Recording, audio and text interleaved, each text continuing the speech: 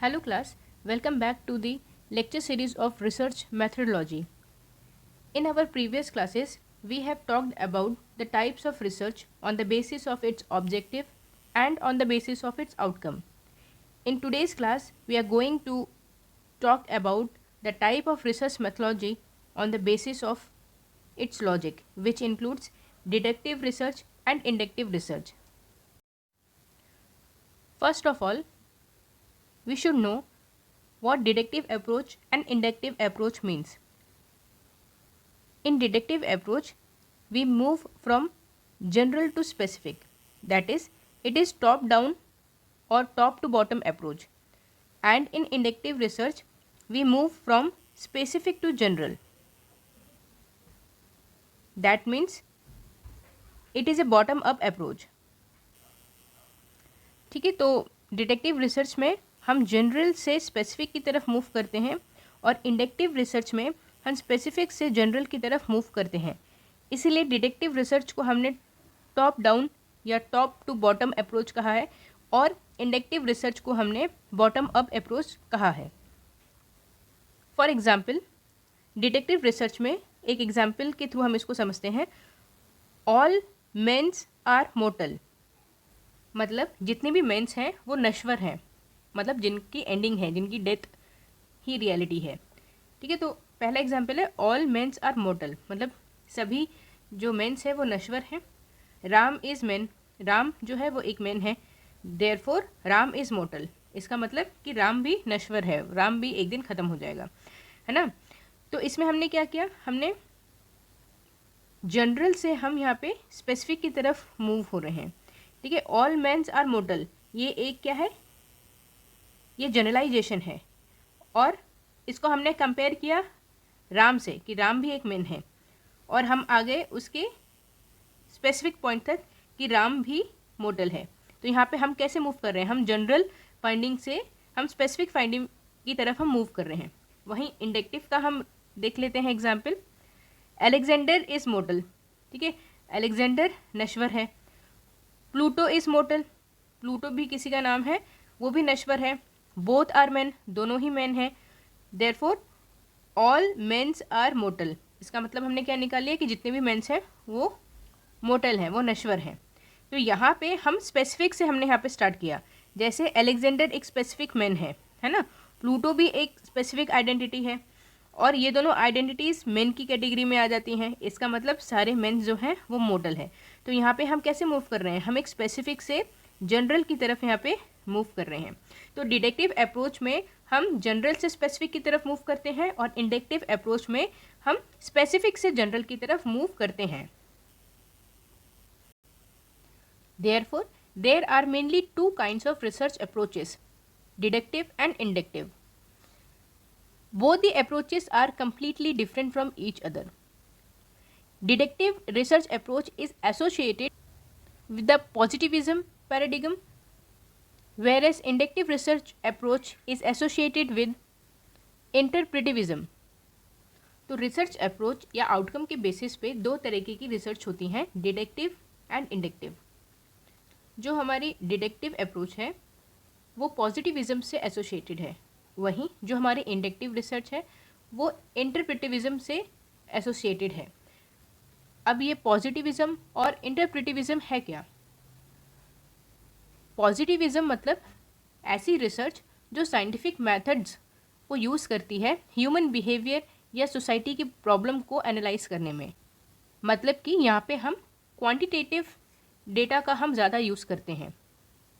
और वहीं इंटरप्रेटिविज्म मतलब जहाँ पे हम नॉन साइंटिफिक मेथड्स को यूज़ करते हैं ह्यूमन बिहेवियर को एनालाइज करने के लिए या सोसाइटी की प्रॉब्लम्स को सॉल्व करने के लिए. तो इसमें हम क्वालिटेटिव मेथड्स का हम ज़्यादा यूज़ करते हैं.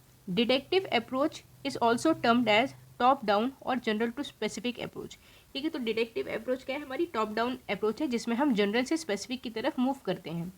In this we starts from a theory and tries to prove it right with the help of available information. तो यहाँ पे हम थ्योरी से स्टार्ट करते हैं और किसी भी स्पेसिफिक प्रॉब्लम को हम सही साबित करने की यहाँ पे कोशिश करते हैं जो भी इन्फॉर्मेशन वहाँ अवेलेबल है उससे. It involves 3 steps. First, start or form the hypothesis. Second, collect data to correct hypothesis. And third, make decisions to accept or reject hypothesis. तो इस रिसर्च में या इस अप्रोच में 3 स्टेप्स इन्वॉल्व होते हैं. First, form the hypothesis. तो हम यहाँ पे 2 हाइपोथेसिस को फॉर्म करते हैं. एक को हम बोलते हैं HO मतलब नल हाइपोथेसिस, और दूसरे को हम बोलते हैं HA मतलब अल्टरनेटिव हाइपोथेसिस. ठीक है, तो यहाँ पे हम क्या करते हैं, 2 हम हाइपोथेसिस को फॉर्म करते हैं. एक है हमारी नल हाइपोथेसिस और दूसरी है हमारी अल्टरनेटिव हाइपोथेसिस. तो नल हाइपोथेसिस को हमेशा हम रिजेक्ट करने की कोशिश करते हैं और अल्टरनेटिव हाइपोथेसिस को हमेशा हम एक्सेप्ट करने की कोशिश करते हैं, जो भी हमारे पास डेटा अवेलेबल है उसके बेसिस पे. Second is collect data to correct hypothesis. अब हम क्या करेंगे, जो भी हमने नल हाइपोथेसिस और अल्टरनेटिव हाइपोथेसिस हमने फॉर्म की है, इसको एक्सेप्ट या रिजेक्ट करने के लिए हम डेटा को कलेक्ट करते हैं. तो साइंटिफिक तरीके से हमें जितने भी यहाँ पे डेटा मिलते हैं, हम सारे डेटा को यहाँ पे कलेक्ट करते जाते हैं. Third, to make decision to accept और रिजेक्ट हाइपोथेसिस. जो भी डेटा हमने अभी तक कलेक्ट किया है उसके बेसिस पे हम चेक करते हैं कि हमारी नल हाइपोथेसिस एक्सेप्ट या रिजेक्ट हो रही है या हमारी अल्टरनेटिव हाइपोथेसिस एक्सेप्ट या रिजेक्ट हो रही है. ठीक है, तो डिटेक्टिव रिसर्च अप्रोच में 3 स्टेप्स होते हैं. पहले तो हम हाइपोथेसिस को फॉर्म करते हैं, मतलब alternative and null hypothesis create करते हैं. सेकंड में हम इन्हीं हाइपोथेसिस के बेसिस पे हम इंफॉर्मेशन या डेटा को हम कलेक्ट करते हैं. और थर्ड, हम डिसीजन लेते हैं कि पर्टिकुलर हाइपोथेसिस को हम एक्सेप्ट करें या रिजेक्ट करें. ठीक है, तो नल हाइपोथेसिस को एक्सेप्ट करना है तो अल्टरनेटिव हाइपोथेसिस हमारी रिजेक्ट हो जाएगी, और अगर हम अल्टरनेटिव हाइपोथेसिस को एक्सेप्ट करते हैं तो नल हाइपोथेसिस वहाँ हमारी ऑटोमेटिकली रिजेक्ट हो जाती है. The next topic under this is inductive approach. तो इंडक्टिव अप्रोच को हम बॉटम अप अप्रोच बोलते हैं, मतलब यहाँ पे हम स्पेसिफिक से हम जनरल की तरफ मूव करते हैं. We move from specific to general. Inductive research is a flexible approach because there is no requirement of predetermined theory to collect data and information. ठीक है, तो इंडक्टिव रिसर्च जो है हमारी ये फ्लेक्सिबल रिसर्च होती है क्योंकि यहाँ पे हमारा मेन फोकस होता है क्वालिटेटिव डेटा के ऊपर, क्योंकि यहाँ पे कोई भी प्रीडिटरमाइंड थ्योरी की हमें ज़रूरत नहीं होती जिसके बेसिस पे हम कोई डेटा या इन्फॉर्मेशन को कलेक्ट करते हैं. The researcher uses observe data and fact to collect or to reach a tentative hypothesis and define a theory as per research problem. This helps the research to give inductive arguments. ठीक है, तो इस research में जो researcher है वो observe data और facts के ऊपर ज़्यादा ध्यान देता है और इसी के थ्रू वो एक टेंटेटिव हाइपोथेसिस को यहाँ पे क्रिएट करता है which is related to research problem. तो यहाँ पे 3 स्टेप्स होते हैं. First, observe the definite phenomena in the world. ठीक है, सबसे पहले हम क्या करते हैं, जो भी चीज़ें हो रही हैं उसको केवल हम ऑब्जर्व करते हैं. Second, make a research for a pattern in what is observe. जो भी हमारा यहाँ पे ऑब्जर्वेशन होता है उसके बेसिस पे हम अपनी रिसर्च का एक पैटर्न यहाँ पे बना लेते हैं. And third, make a generalization upon what is occurring. और इसी के बेसिस पे हम एक जनरलाइजेशन यहाँ पे बना लेते हैं जो भी चीज़ें सामने हो रही हैं. तो इसको हम समझते हैं एक एग्जाम्पल के थ्रू. फर्स्ट स्टेप था हमारा observe the definite phenomena in the world. For example, a low cost flight is delayed. ठीक है, तो लो कॉस्ट फ्लाइट जिसमें भी हमने अपनी बुकिंग कराई है वो डिले हो जाती है. Second, make a research for a pattern in what is observe. ठीक है, तो यहाँ पे हम केवल ऑब्जर्व करेंगे और एक पैटर्न को यहाँ पे फॉर्म करेंगे. ठीक है, तो सेकेंड इसी का एग्जाम्पल हो जाएगा another 20 low cost flight delayed. तो हम यहाँ पे ऑब्जर्व करते हैं कि हमारी जो लो कॉस्ट फ्लाइट थी वो तो डिले हो गई, तो बाकी की जितनी भी लो कॉस्ट फ्लाइट आ रही है वो भी धीरे धीरे डिले होती जा रही हैं. Third, make a generalization upon what is occurring. तो एट द एंड हम क्या करते हैं, हम एक जनरलाइजेशन यहाँ पे फॉर्म कर लेते हैं.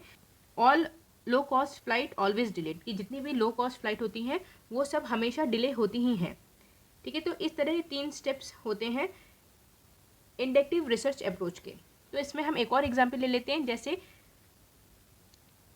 Elephants depends on water to exist, ठीक है, जो एलिफेंट है वो पानी के ऊपर डिपेंडेंट होते हैं अपनी एग्जिस्टेंस के लिए।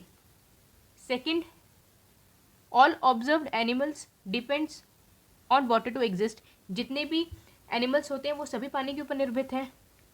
Third, all biological life depends on water to exist. तो हम इन दोनों से क्या कंक्लूजन निकाल लेते हैं कि जितनी भी बायोलॉजिकल लाइफ है वो सभी डिपेंड होती हैं पानी के ऊपर अपने एग्जिस्टेंस के लिए। तो यहाँ पे आपने ऑब्जर्व किया होगा कि हम एक स्पेसिफिक पैटर्न से ना, या हमारा जो स्पेसिफिक ऑब्जर्वेशन है उसके बेसिस पे हम जनरलाइजेशन की तरफ यहाँ पे मूव कर रहे हैं, ठीक है, इसीलिए इसको हमने बॉटम अप अप्रोच कहा है। तो इसी के बेसिस पे हम डिडक्टिव अप्रोच और इंडक्टिव अप्रोच को आपस में डिफ्रेंशिएट कर सकते हैं। फॉर एग्जाम्पल, जो हमारा इंडक्टिव अप्रोच है वो क्वालिटेटिव रिसर्च के ऊपर मेनली अप्लाई होती है, वहीं जो हमारी डिडक्टिव रिसर्च है वो क्वांटिटेटिव इन्वेस्टिगेशन के ऊपर ज़्यादा अप्लाई होती है। जो हमारी इंडक्टिव रिसर्च है वो बॉटम अप अप्रोच है, और जो हमारी डिडक्टिव रिसर्च है वो टॉप टू डाउन अप्रोच के ऊपर बेस करती है।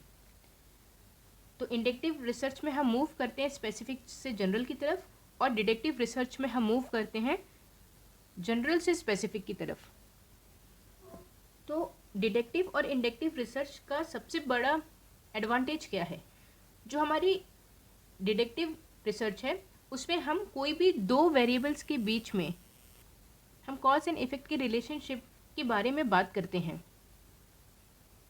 जैसे डिफरेंट वेरिएबल्स के बीच में क्या रिलेशन है। और वहीं इंडक्टिव रिसर्च में हम अपनी फाइंडिंग्स को एट द एंड जनरलाइज कर देते हैं। The next difference is the deductive approach mainly emphasise on causality, ठीक है, मतलब हम यहाँ पे कॉज एंड इफेक्ट के रिलेशनशिप के ऊपर हम ज़्यादा एम्फेसिस करते हैं। वहीं by applying inductive approach you can mainly concentrate on exploring new aspect of your study। और इंडक्टिव रिसर्च में हम क्या करते हैं, हम न्यू आस्पेक्ट को हम एक्सप्लोर करते जाते हैं, मतलब यहाँ पे हम क्वालिटेटिव वे में हम न्यू इंफॉर्मेशन को हम यहाँ पे ऐड करते जाते हैं। और सबसे बड़ा और इम्पॉर्टेंट डिफरेंस ये है कि डिडक्टिव रिसर्च हम तभी अप्लाई कर सकते हैं जब कोई भी थ्योरी पहले से एग्जिस्ट करती है और उस थ्योरी को हम टेस्ट करके देखते हैं। लेकिन इंडक्टिव रिसर्च के लिए ज़रूरी नहीं है कि वहाँ पे पहले से ही कोई हाइपोथेसिस या कोई भी थ्योरी एग्जिस्ट करती हो, हम यहाँ पे अपने ऑब्जर्वेशन के अकॉर्डिंग इस रिसर्च को कंडक्ट करते हैं। थैंक यू क्लास, आज के लिए बस इतना ही। होप कि लेक्चर आपको अच्छे से समझ में आ गया होगा। मिलते हैं हमारे नेक्स्ट लेक्चर में।